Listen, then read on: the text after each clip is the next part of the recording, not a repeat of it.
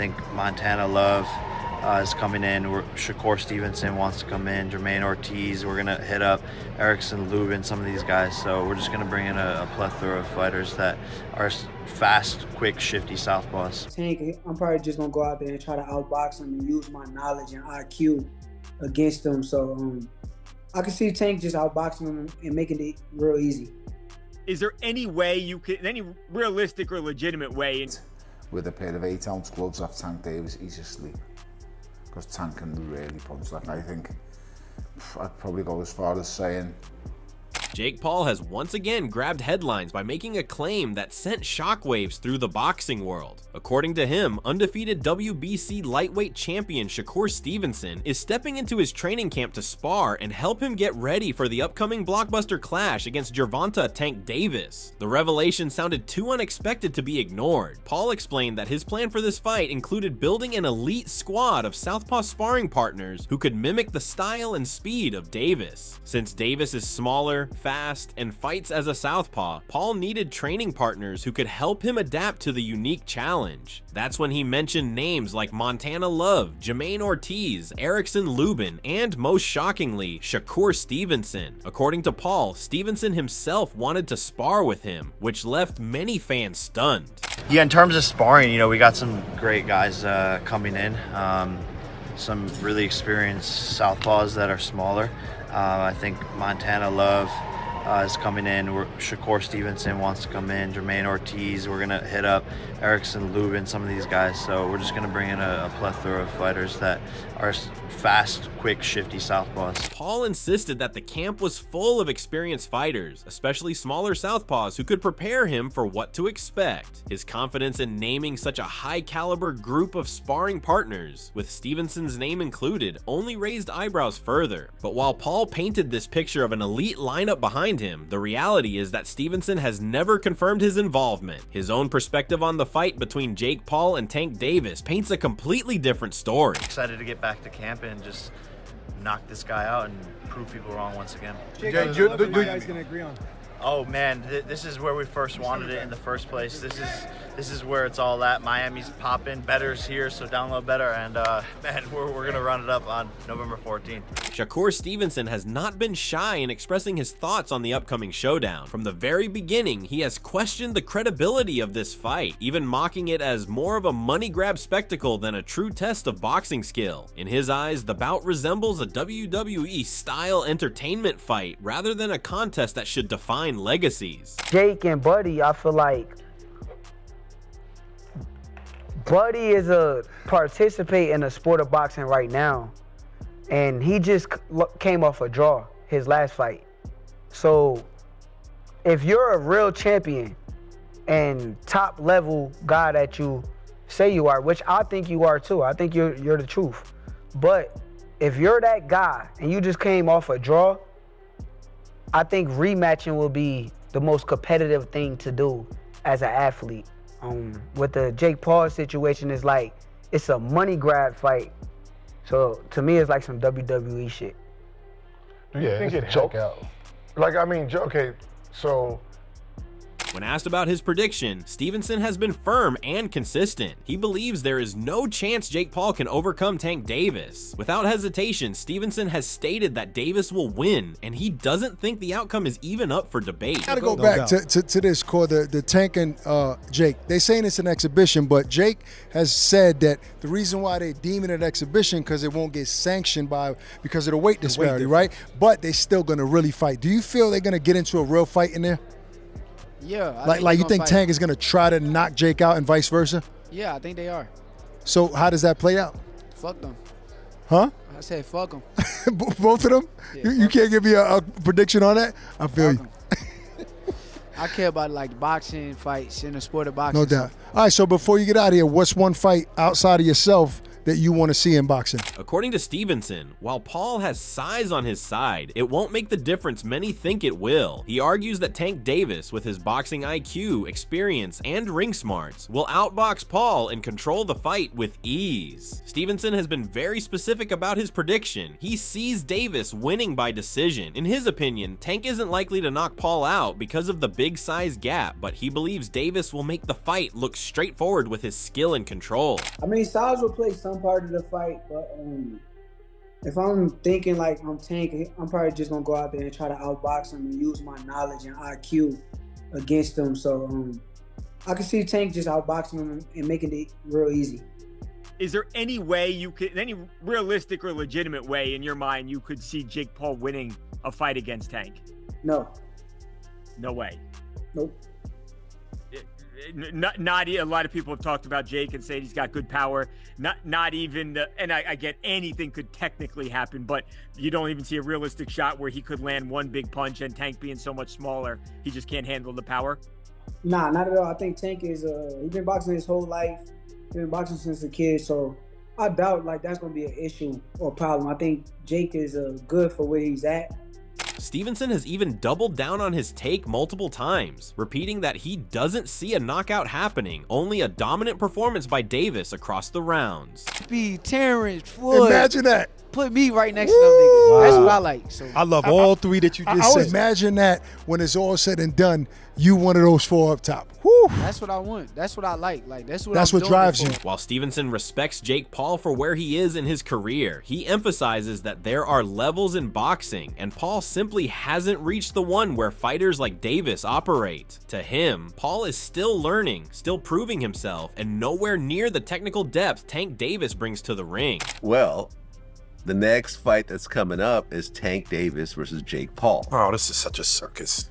Yeah. Well, look, according to BetOnline.ag, Gervonta Davis is favored -240. Jake Paul is +190. So more than twice the odds for Davis. Davis is a lot smaller, but he's a real serious fighter. I'm predicting a third round knockout. Ooh. Third round knockout. He's out of there. Listen, I don't know what's the bigger joke, that fight or Tyson versus Floyd Mayweather. We'll talk about that in a second. We'll talk about that in a second. Yeah, this is honestly just disappointing.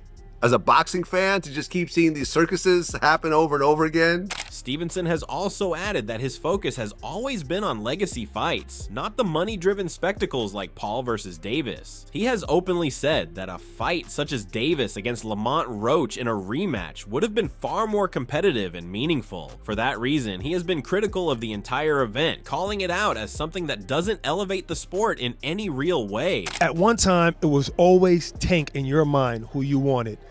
Is that still the same way or no? I came to terms with accepting that the fight may not ever happen at the end of the day, and I can't like.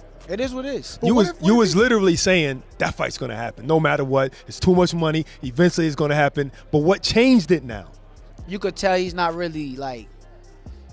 He don't want it like me. Like I really want this shit. Right. Like he's not a nigga that really like. Wants this shit. I'm not talking about money. I know. I want to be the best. Yeah. Like, I want the You world want the to legacy. You want to be remembered with the greats. That is the legacy. Greats, That's right, the right, legacy. right. Being Like, called the best. You know, is the it's legacy. football. Like that Mount Rushmore that they That's put what I was them gonna fucking say. guys up there. Yeah. So Meanwhile, Jake Paul's claim about Stevenson sparring with him has sparked heavy backlash from fans. Many believe Paul is fabricating or exaggerating situations to hype himself up. The idea of Stevenson, who has his own rivalry with Davis, lending a helping hand to Paul has been labeled unbelievable. Without an official response from Stevenson confirming the sparring, the claim has only added to the circus-like atmosphere surrounding the buildup. To many, it feels like Paul is trying to pull attention toward himself, even if it means putting out claims that others quickly dispute. I don't know if the rumor's true, but I heard Floyd was talking about coming out of retirement to fight Crawford. Now that's got some panache to it. That'd be interesting. Yeah, But it would be. I think Floyd will end up taking a loss. Finally. That's the thing. Yeah. He'd mess up that record. Yeah, and I would respect him for it, because we know how much he's tried to protect the record. The controversy has been further fueled by other voices in the fight game. Michael Bisping, the former UFC champion, criticized Paul for the weight advantage he has been carrying. According to Bisping, Paul came into his recent bouts at weights far heavier than when he fought Mike Tyson, and the discrepancy against a much smaller Tank Davis amounts to what he calls bullying. Bisping's comments highlighted what many have already been pointing out. The drastic difference in size between the two fighters creates an uneven playing field. Jake Paul, I think when he weighed in for Mike Tyson, was 227 pounds. That is, if I'm not mistaken, a 92 pound weight difference. Almost a 100 pound weight difference. It's insane. That is called one thing. That's called being a bully. Despite the criticism, the fight between Jake Paul and Tank Davis is officially set to happen on November 14th, streaming live on Netflix. The novelty of such a crossover has stunned even seasoned fighters. Tony Bellew, another respected voice in boxing, admitted that he couldn't wrap his head around the matchup. He warned, however, that Davis's punching power is no joke. Bellew made it clear that if Davis lands cleanly on Paul with 8-ounce gloves, it could result in an instant knockout. In Bellew's eyes, Tank is one of the most dangerous and exciting fighters in the sport today, with a finishing ability that cannot be underestimated. I'm not gonna lie, if Tank hits him clean, he's going to sleep. Yeah, Tank's got we haven't really legitimate power. Yes, isn't he? We haven't really seen Jake Paul take a proper. No, I mean, shot. listen, he'll have a lot of smoke blown up his backside by his coaching team and people like that. But when he gets hit for real, with 10-ounce, well, I'm told it's 16-ounce gloves now. It's like an exhibition. Right. I'm told it's big gloves and head guards. He's gonna need them. He will, yeah. Because if he was to get hit with a pair of 8-ounce gloves off Tank Davis, he's asleep. Because Tank can really punch. Like, I think probably go as far as saying I think Tank's probably the most exciting fighter in the world. Yeah, we're huge fans of him, as are you, yeah. Yeah, huge. Bellew admitted he didn't understand why Davis would take such a fight against someone closer in size to a cruiserweight, but he also accepted that fans would inevitably tune in. Curiosity alone makes this fight a massive draw, regardless of how lopsided it may appear on paper. That mix of unpredictability, spectacle, and controversy is what continues to fuel the event's global buzz. So exciting. He's vicious, he's a finisher, and yeah, just I can't get my head around it. He's going to be fighting someone who's a legitimate size of a cruiserweight. Do you think, because he's spoken about retirement before, do you think he was kind of losing some love for boxing and this has kind of piqued his interest because it's something different? Possibly. That's what's got him back Possibly. in? Like, listen, you can't knock Tank whatsoever for taking this fight.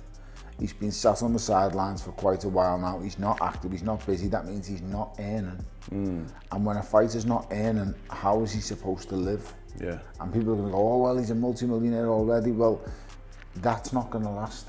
He's probably got expensive lifestyle to maintain. So. Exactly. And, you know, he's got a family to keep him. On the other side of the debate, fans are divided. Some are mocking Paul's claim about Stevenson, calling it baseless and shameless. To them, dragging Stevenson's name into his training camp is a stunt to grab headlines. They point out that Stevenson's stance on the fight has always been dismissive, so it makes little sense for him to suddenly play a role in Paul's preparations. Others, however, entertain the possibility, noting that stranger things have happened in the sport. They argue that perhaps Stevenson sees some benefit in testing himself or staying sharp, though most admit it remains unlikely. Respect that he's fighting the guy that's better than him. I just don't know that, I mean, he's so much bigger. It's actually kind of crazy. When I see someone that's such a fake and making a mockery out of the game like this and turning it into an absolute joke and a spectacle, then I'm sorry, I've got to say something about it. All you've got to do is look around, and a lot of people that are boxing pundits or combat sports pundits, they're all saying the same thing as me. This thing is an absolute goddamn joke. Jake Paul is single-handedly helping kill boxing, and he's like, "Oh, I'm making it better." No, actually, you're not. No, because you're not making it. You're making it a joke. It's ridiculous, dude. And you know what? I'm starting to get it. He knows all of this, but he doesn't give a. He's just purposely being a troll. Regardless of what the truth is about Stevenson's involvement, the entire situation has stirred up yet another wave of attention for Paul. His ability to keep the spotlight on himself, whether through bold claims or shocking announcements, is something few can match in modern boxing. Even when the claims are doubted or criticized, they ensure the conversation never stops. That pattern continues here, where Stevenson's name has now been pulled into the narrative whether he likes it or not. I heard you say you get a little bit more for fulfillment watching Jake Paul as opposed to guys like Haney or Shakur? What was that all about? I just get more pleasure out of watching Jake Paul than watching Haney or Shakur. What in particular really is the reason for that? Because Haney's boring, Shakur is boring, there's zero entertainment, there's zero excitement, it's very predictable. I mean, you may like watching that, I don't. Yeah. I like watching horror movies, I like watching gangster movies. You like comedy and romance.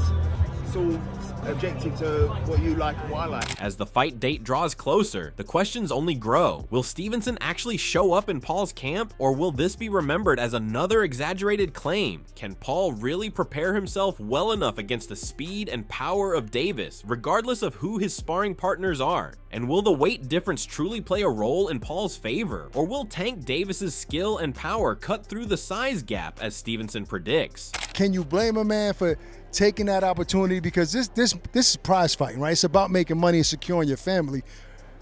Can you fault him for that? It's two sides of that. Like, Okay. it just depends. Like, as a fighter, just because I had a draw with somebody, for me, I may run it back. But in a business aspect, if you run it back and you lose to Lamont, and then the Jake Paul fight is presented, you may not make as much money, or the fight may not be as lucrative as it was before you lost. So as a business, I understand. I ain't gonna hate on the decision, but as a man Your and pride as will a get in the way. fighter with my integrity. One thing is certain, the build up to November 14th has become one of the most unusual storylines in recent boxing memory. The mix of disbelief, criticism, hype, and raw curiosity ensures that fans around the world will be watching closely. Whether it turns into the upset of the century or the one-sided affair most expect, the fight has already delivered on one promise. It has everyone talking. Don't forget to like, share, and subscribe to Ring Rivalry for more fight updates and breakdowns.